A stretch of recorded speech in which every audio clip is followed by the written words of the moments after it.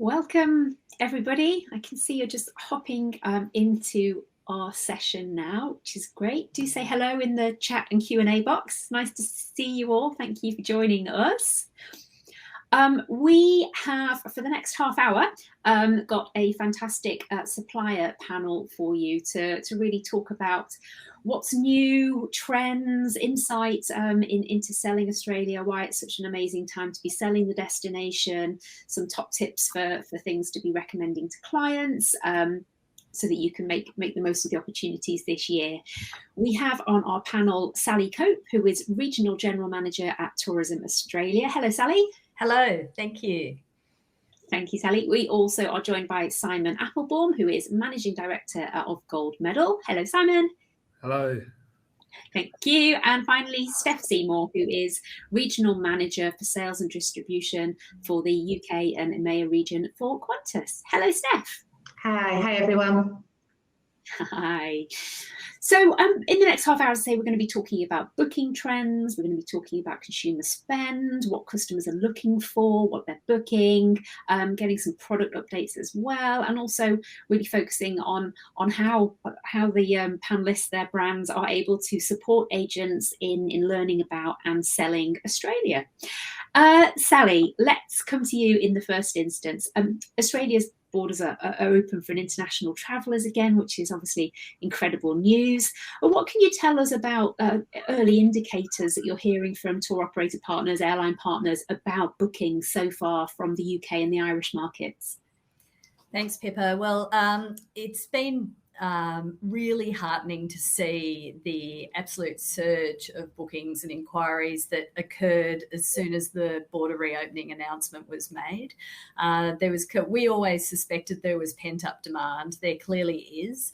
The way we can get a big picture is we look at data on search online from the UK to Australia through organisations like Skyscanner. We look at forward keys to get an indicator of the forward bookings out of this market down to Australia. And the headline that I can tell you is that right now, the search and booking activity is reaching the same levels as the same week in 2019, so pre-COVID, which is fantastic. It's given us a lot of optimism for a rebuild from this market. What I can also tell you is that about 50% of that business is travelling in the next 3 months. So we expect that is largely the VFR market, people wanting to visit friends and relatives, reconnect with people that they haven't been able to see for the last 2 years. And it's not until later in the year, so about Q4 of this calendar year, that the big, meaty leisure bookings are starting to arrive on the books. And I'm sure that Simon might be able to talk more to this, but it looks like those bookings tend to be a higher average spend per person and also a longer duration. So from an industry perspective in Australia, that's great news. And I think just with this initial surge of inquiries and travel, hopefully Steph will be able to attest to this, that it's giving the airlines the confidence that the demand's there, that they can rebuild the capacity. So all in all, it's we've got reasons to be optimistic. That's great. Sounds like a really positive restart for the UK market. Simon, what can you tell us about Australia bookings from Gold Medal's point of view? It's obviously a really important destination for you guys. What's been happening in the last few months? Exactly what Sally described, really. So restrictions lifted and we just saw that volume more than double overnight. So an immediate surge in demand, and exactly the same sort of probably those initial week or two was a lot of flight-only VFR business, and that was very much departing late and on the earliest flights that there were. And now we're seeing those more complex itineraries coming in, the multi-state touring things, camper vans and motorhome holidays, just a sort of much more diverse mix of things popping through on our booking reports, which is great to see because that is a really strong indicator that consumers are getting more confident. And I also think agents are getting more confident. We certainly found in those early few days that we had to rush to do a lot of retraining and a lot of supporting agents. And we're finding them more confident now when they're coming through on the phones, because we'd obviously had such a break from booking even the staples. Yeah. And anything interesting happening in terms of what customers are booking, what your agent partners are booking, the sort of products that they're going for? You mentioned motorhomes there. Do you think there's anything different compared to a couple of years ago, or is it similar? I think we're still on a journey back to the full mix.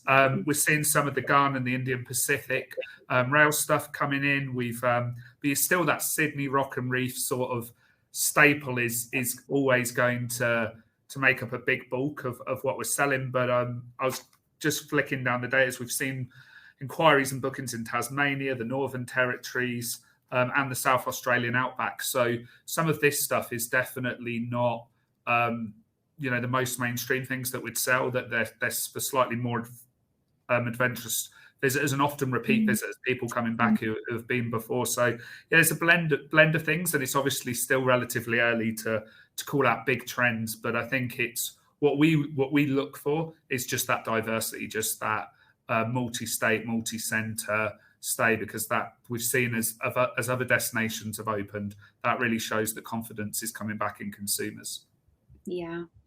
And on a similar note, Sally, I mean, what would you typically find with the British and Irish markets into Australia? What proportion would be first-time visitors versus actually repeat visitors? Just so agents can kind of, judge appropriately what to expect if they've sold Australia once, the likelihood of being able to sell Australia to that same customer a second time.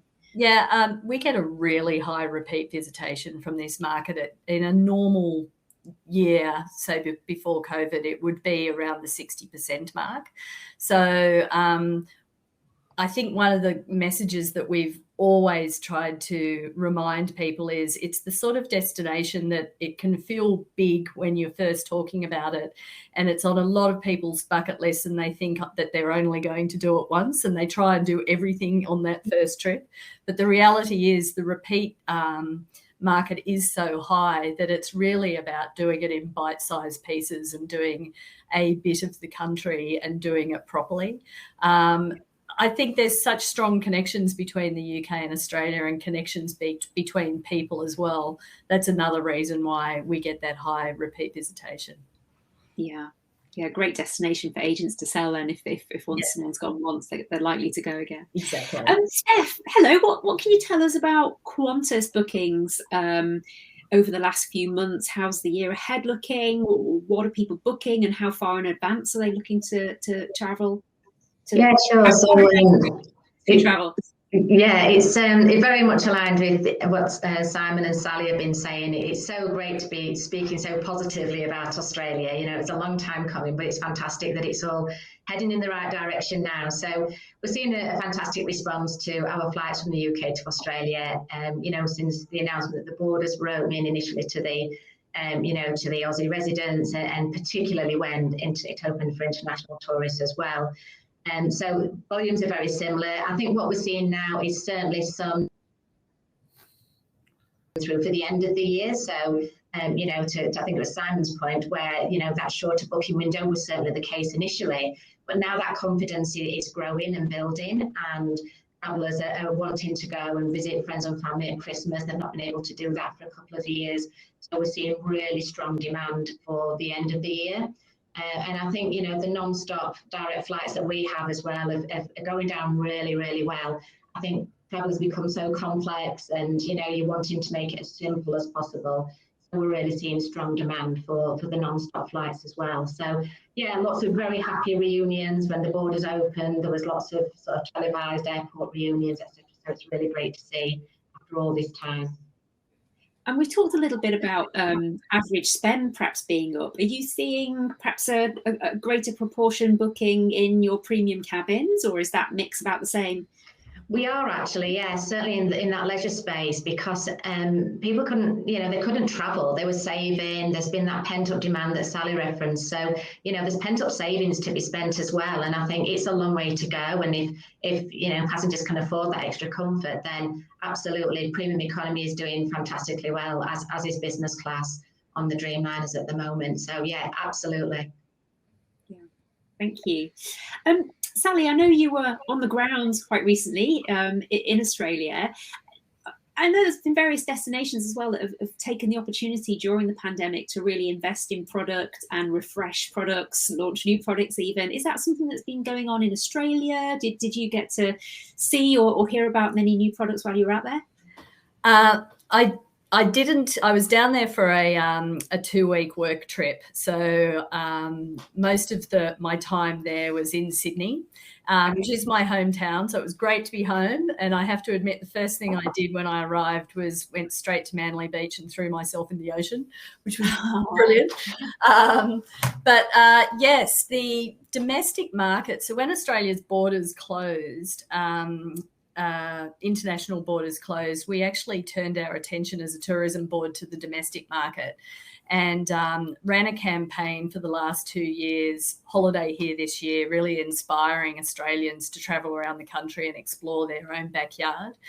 That went very, very well. And although the domestic business did not fill the gap that international had left behind, so we very much do still rely on the international market.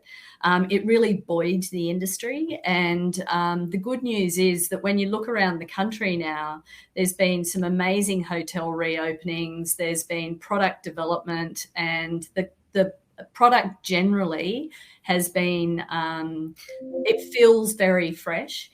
Just arriving in Sydney, it was quite striking to me because the city skylines changed radically. The new Crown Casino Hotel is open. It opened in December 2020.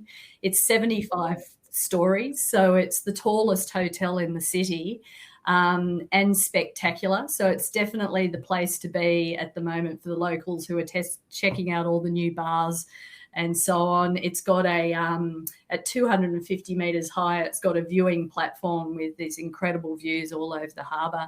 So that's like a really visible change just in Sydney alone. There's been quite a few new hotel developments. There's under construction at the moment a brand new W hotel down at Darling Harbour.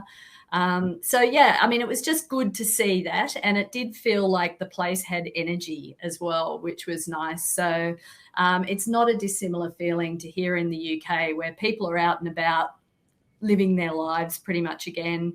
People are still wearing, face masks on public transport and things like that, but it had a very similar feeling to here. Yeah, and great that the hospitality sector was able to continue doing what they do to some extent, even if not to a full extent. It's so much easier to get back off the ground, isn't it? And you have the right people in the right places and so on. That's great to hear. Thanks, Sally. Steph, are there any product updates that you can tell us about from a Qantas point of view? And just perhaps be good to get an idiot's guide for those of us who don't know the Qantas product to Australia inside out. What are your routes and your sort of capacities and fleet and whatnot? What's the key facts for us? Sure, no problem, Pippa. So we are back to double daily flying, and both of our flights into Australia fly into Darwin at the moment. So we had to just make some changes until Perth borders reopen. So we're flying into Darwin, and from Darwin, passengers can connect down to either Sydney or Melbourne, or to any of the 60 destinations we fly to around Australia as well. So later this year in June, one of the flights will route via Singapore, and that will be the return of the A380. So one of the Dreamliners will go and move on to other routes and be replaced with the A380, which is the 4-cabin aircraft. At the moment, the 2 non-stop flights are both on Boeing Dreamliners, 787 Dreamliners, and with the 3-cabin service. So what we have been doing is we've been refurbing the A380s. So now we will have a consistent product offering across both the A380 and the 787 aircraft. So, which is great. It makes it a much easier selling proposition if you know it's the same product from one aircraft to another. So at the same time as we go back to Singapore, we will return to Perth, where the non-stop services we're operating to pre-COVID. So that'll be one via Singapore into Sydney, and then that will be the A380, and then the Dreamliner will operate into Perth and then onwards to Melbourne. So yeah, we've been sort of investing heavily in the refurbishment. So we've got a great new product on board the A380. Some other product updates, we've relaunched the Explorer fare. So this is our domestic air pass offering. So we mentioned those 60 destinations you can fly to. So the Air Pass makes it very, very easy to get around Australia. So that was relaunched in February with more classes to choose from, more zones, and all of the new routes that we've put on through the pandemic when that domestic market that Sally referenced was very, very strong. Then we actually put some new services on. So they're now all bookable for anybody travelling internationally with us as well on the Explorer Fair. Great. And would those Explorer Fairs be something agents could book through Gold Medal, Simon? I would imagine so. Yeah, absolutely. You'll pick. I struggle to find a fair that you can't pick it up with Gold Medal, so we'll absolutely have those fairs, and you can book all of those with us. And what are you seeing at Gold Medal in terms of, you know, getting customers back down to Australia again and restarting that market? Have there been any challenges and any hurdles? Yeah, absolutely. So I think, like everybody, we're capacity constrained at the moment. We're trying very quickly to resource up. So a new destination opening up is brilliant because the phones get even busier on the one hand, but it obviously creates a little bit of a constraint further for us. So we're getting on top of that now, and we're doing better and better. But that was certainly, it was such sudden demand. We're probably over surprised by how quickly, you know, the news generated calls in. And then it was just for the agents, really, just getting them confident again. Like I say, we have an amazing sort of tenured team who have sold Australia for years and years, but for, you know, frankly, for the last sort of year or so, they've been doing a lot of Maldives, a lot of Dubai, while those destinations were pretty much all that was open on the long haul space. So just retraining them, got an amazing Australian product team and Rachel and Trisha and Debs. And so they've just been sort of out there reskilling up our agents, making sure they're really confident. And then I think it's the other challenges have probably been some of the ground product wasn't quite ready for this either. So that's all now getting back on sale. And the final bit, I think, comes back to Sally's done an amazing job at Tourism Australia with that domestic market.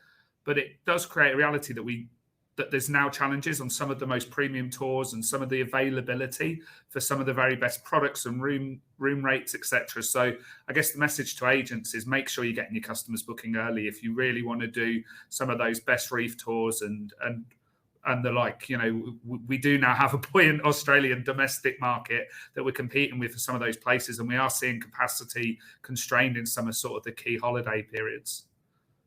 Yeah, that's really good for agents to know that they need to be marketing maybe next year now, even if it is on some of those really, really popular iconic properties or whatever. And what about product, Simon? Is there anything new in your programs for this year and next year, or has that stayed quite stable really from 2019? We were excited. So obviously, you know, Sally's done a great job talking about Crown. And for our pure luxury customers, that was certainly something that I think coming into the pandemic, we were excited about. And obviously they opened into what we've just enjoyed. So I think we expect that property to be really popular. The other units in Australia are really, you know, sell well with us. So I'll call out maybe the Qualia tour. I think it's called Journey to the Heart. So it's a helicopter ride out to a pontoon above the heart-shaped reef, and I think you can snorkel and dive out there. So that's a product that we know we've got some amazing iconic imagery for.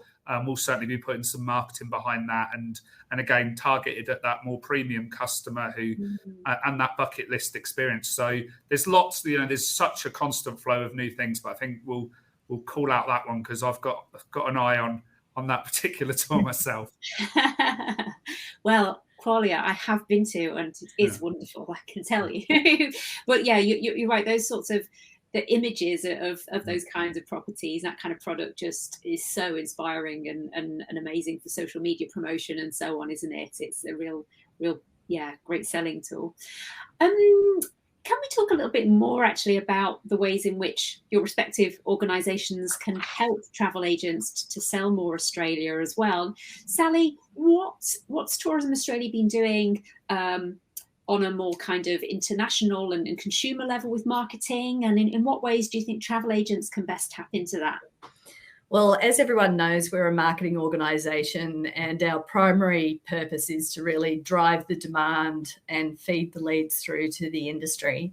So when the Borders announcement was made, we launched 2 campaigns very, very quickly. We'd already had the campaign targeting young people for working holidays in Australia just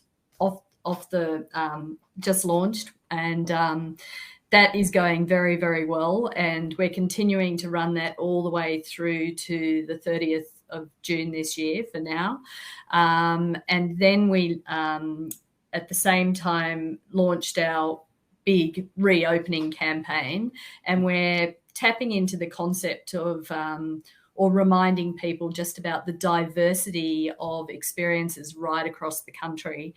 And the fact that Steph alluded to, you know, people have got quite a lot of household savings still because they've had their wings clipped for the last couple of years and haven't been able to, you know, spend all that typically disposable leisure spend. So it's the tagline is "Don't go small, go Australia," and really talking about this is the year for the big epic journey, and it's appearing to be feeding into what is happening, so the longer itineraries and the higher average spend per person. So that campaign will continue for several months. We're doing it in partnership with the likes of Gold Medal, and if anyone is a registered Aussie specialist, you can go onto the whole brand new refreshed Aussie specialist platform. In the last 2 years, we did a lot of work on that. Get yourself really refreshed on the product. There's new modules in there talking about Indigenous tourism experiences, premium tourism experiences, sustainability, and so on. And it's just, I guess, building on all the extra bits of value that you can pepper an itinerary with in Australia to make it a really high-yielding destination to sell.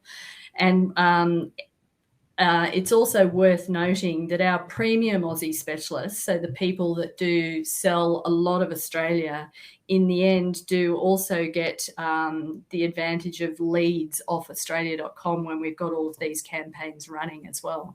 So it's really worthwhile sort of spending time and getting into that, because there is you can leverage quite a lot of the campaigns at the other end. Yeah, that's amazing. There's not many destinations that list individual travel agents on their websites and try and send business their way. That's amazing. And does it really work? Do you know Aussie specialists who do pick up? Yeah, and well, what I hear is it because it's a search for your nearest travel agent is how it works. So the consumer has to make a move to go through some steps to find the person. So it's not high volume, but it's high quality. Yeah. Is the feedback I hear, which is great. Yeah, those sorts of customers with the right mindset, they're really interested in the destination enough to look at the tourist board website, and not just looking at cheapness and low cost stuff. Simon, Sally told us there that their marketing campaign is something that they're running in conjunction with you as well. Is there anything else you can tell us about how you're keeping Australia or Gold Medal more generally really top of mind for agents at the moment and trying to support them? Yeah, absolutely. Well, of course, we're working closely with Sally to amplify that campaign, which we think is really exciting and really does bring Australia to life for agents. And, that will manifest in promotions and prizes, training events, lots of things for agents to do really specifically about Australia. But of course, at Gold Medal, we're constantly engaging with agents in lots of ways. So we've got Access All Areas, which opens up our headquarters in Lancaster House to the agent community, happening, I think, in the 27th of April.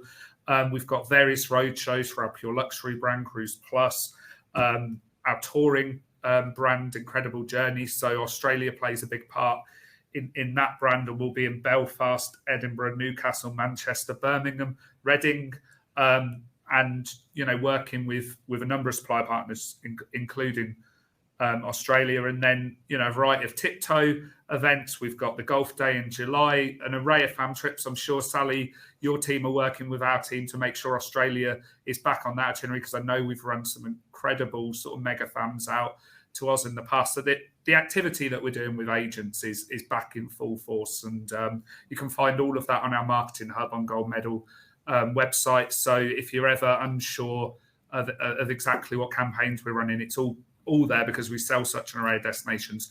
You'll find something for pretty much everywhere. But yes, lots going on. I had my catch up on all of this morning, and I ran out of paper for my notes. So we've got loads of activity. I don't know where all this budget's coming from, but the team are doing an amazing job of setting it all up, and looks like some really exciting times ahead. Indeed. And we do have a couple of questions. Lots of people saying how amazing the Aussie Specialist Programme is. A question for you, Steph. Maurice asks, the current non-stop to Darwin is supposed to end in June. Are there any plans to extend this service, as he has customers looking at that route for July?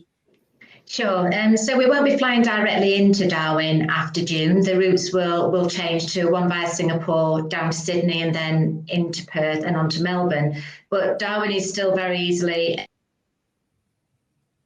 so passengers could fly into Perth and then on to Darwin and do a multi-stop itinerary.